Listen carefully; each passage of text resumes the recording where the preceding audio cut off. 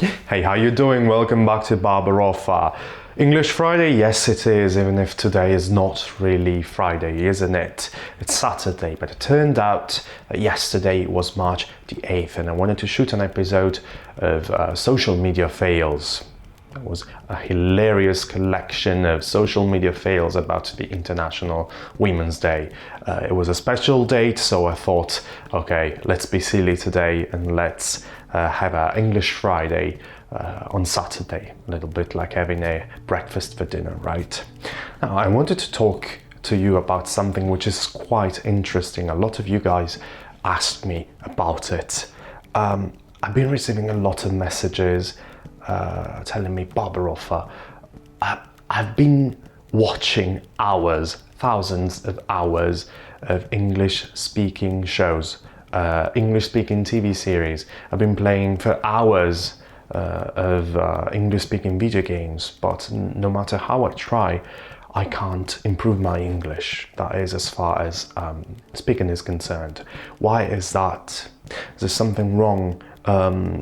Am I unable to speak foreign languages? What is the point? Well, the answer might shock you. It's like the head titles of every social media outlet. The answer might shock you. Number 6 might shock you. But truth is that if you want to improve your speaking, you have to speak. Just as simple as that. Now, a lot of people claim that they improve their English just by watching TV series and watching films, watching movies, playing video games. They claim, and I can't stretch this enough, they claim they start thinking in English, and or at least everything kind of makes sense in their heads. But afterwards, when it's about vocalizing and making sentences out of their thoughts, they're just paralyzed. They cannot. Their grammar breaks down pretty much. Their syntax is very poor. The pronunciation is very poor as well. And they don't feel confident, and they just stop. They stop speaking. They're paralyzed. Now, why that? Well, the reason is that speaking, if you think of it, is the result of the exercise of your phonatory system. So it's your vocal folds, your lungs, your tongue, your mouth, your lips, your pharynx, your glottis, and so on. The point is, like pretty much everything you do in your life, you need exercising. You need to exercise before succeeding. Now think of the first time you were walking. You probably can't even remember that. But something as natural as walking requires exercise. And toddlers start walking in a very filmy way at the beginning. And afterwards they gain confidence by trying and falling and doing it over and over again. So, as simple as that. You need to train your phonatory system. You need to train your lungs, you need to train your vocal folds, your mouth, your tongue, in order to articulate all the sounds which exist in English, but probably do not exist in your native language. Now, the majority of people following Barbaroffa are Italian native speakers, so many times there are some sounds which do exist in Italian but do not exist in English. So what you want to do is you want to repeat those sounds over and over again until you become proficient. You want to repeat those sentences until they start sounding right. And that's difficult sometimes, at least if you never do that, or if you do that very seldom, it can be tricky. So what's the best strategy to speak a foreign language?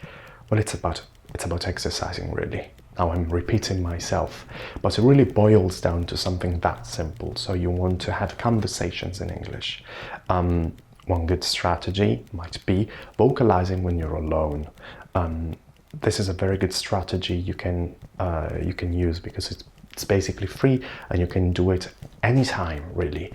Say you're tidying up your room, you're looking for your socks, you're doing the washing up. Well, you can talk to yourself in another language and you can try. You can vocalize something, hear whether it sounds right or not, because you have a certain competence in terms of listening, and you can improve by yourself. It's completely reliable. It's completely free. You just need to be alone in a room, or sometimes you can even do that with a friend. Why not? Trying to improve your English with a friend which is not an English native speaker to the same level. At the end of the day, it all boils down to just vocalizing, to just speaking. Another solution which is optimal for gaining both muscle memory in your phonatory system and to get the most out of your knowledge, improving your mistakes and so on, getting the most out of your experience, is asking for help, sometimes even paying for some professionals. And of course you know about my Docety page. Docety is a very good solution because it's very flexible. Basically, there's a calendar on my page. You can browse on my calendar and look for my empty slots. Now you can choose for a slot, you can pick up as much time as you want, and you can pick up a topic we can tackle. You can choose between English classes, English conversation rather, French conversation, or maybe even Italian conversation, or Italian diction, or communication strategy. So I believe that it's very flexible, as I mentioned earlier on. It's very reasonable in terms of pricing, and you can just give it a try. And if you don't like it, well, you can look for someone else to practice your English with. You can just talk to yourself, but that is very important. You need to vocalize, and vocalizing things in your head is not enough, because you need to get your phonatory system in motion. So speak up, don't be shy, and if you want to take your time and doing things nice and slowly, well, you can start talking to yourself. Just give it a try. You're going to enjoy it.